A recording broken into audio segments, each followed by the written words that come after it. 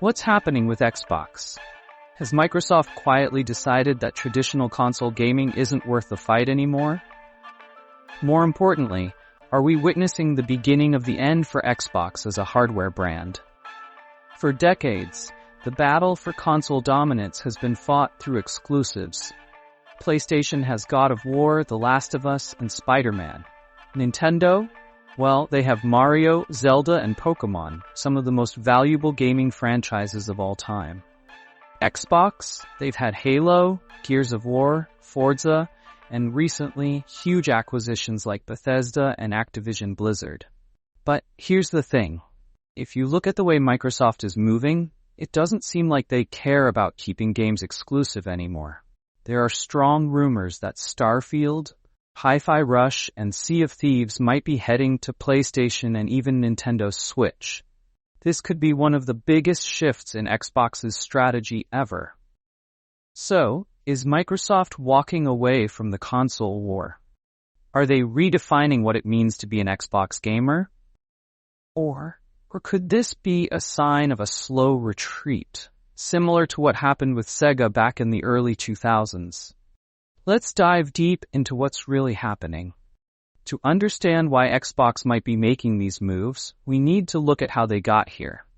The original Xbox was a bold experiment, Microsoft's attempt to break into an industry that was already dominated by Sony, Nintendo, and at the time, Sega. The Xbox 360, however, was a massive success, arguably the closest Xbox ever came to dominating the console space. But then the Xbox One launched, and everything fell apart. A disastrous reveal, an always online requirement, and an overemphasis on entertainment features instead of gaming put Microsoft on the back foot.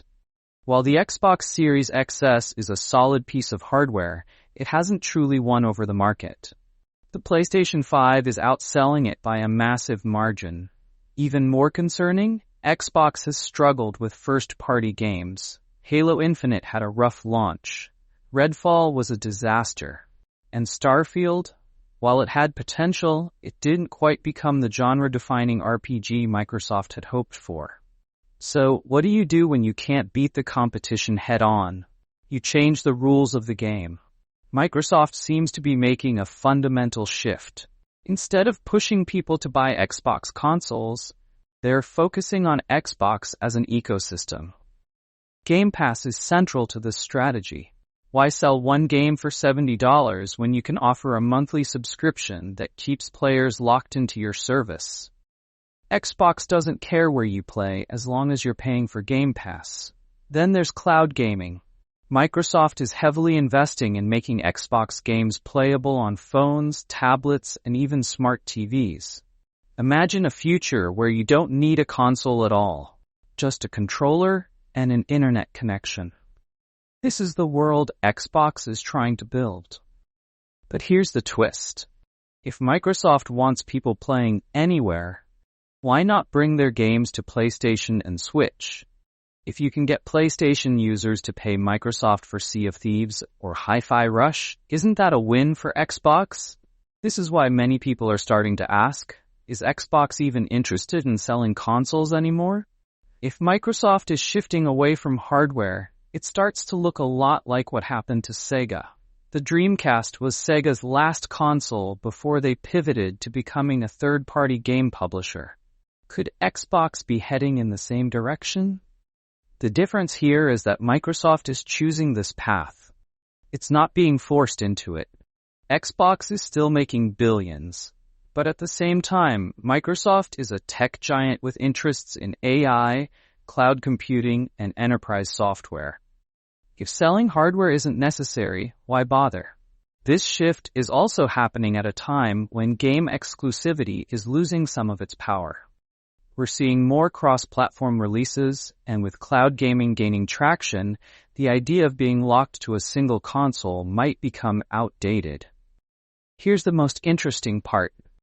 Microsoft doesn't need Xbox to be number one. Unlike Sony or Nintendo, Microsoft's gaming division is just a small part of their trillion-dollar empire. Sony needs PlayStation to be successful because it's one of their biggest revenue streams. Nintendo needs the Switch to sell because their entire business revolves around gaming. But Microsoft? They could walk away from the hardware business tomorrow and their stock price wouldn't even blink. In fact, their real goal seems to be about becoming the dominant player in gaming services.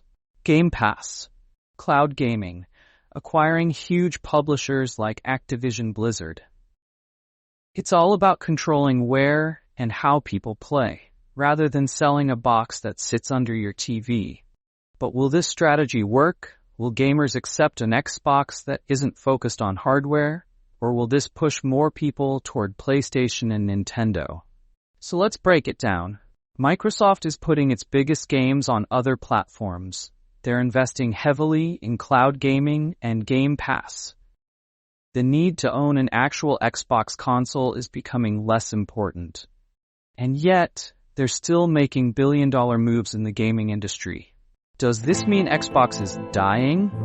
Not necessarily. But it does mean that Xbox is changing. The traditional idea of buy an Xbox to play Xbox games might soon be a thing of the past. The real question is, how do you feel about this? Do you think this is a smart move by Microsoft? Or do you think Xbox is losing its identity? Let's talk about it in the comments. And if you enjoyed this deep dive, don't forget to like and subscribe for more gaming content.